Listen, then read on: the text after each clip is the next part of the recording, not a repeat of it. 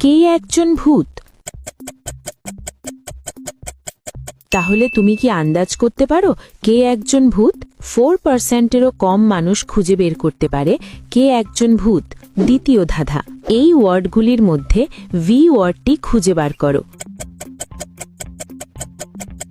খুঁজে পেলে লাইক বাটনে ক্লিক করো, যেন আমি বুঝতে পারি তুমি সঠিক দেখেছ। তৃতীয় ধাঁধা, এই ভিডিওর শেয়ার বাটনে ক্লিক করো। এখন দেখো প্রথম অ্যাপসটি কি এসেছে। আমার মনে হয় ফুটবল অ্যাপসটা এসেছে। যদি ঠিক বলে থাকি তাহলে তুমি পরের ধাপে যেতে পারবে না।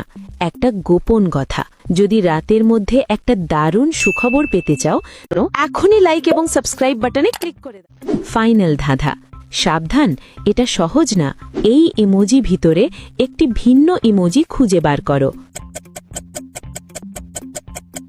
ইমোজিটা কত নম্বর সারিতে ছিল কমেন্টে লেখো।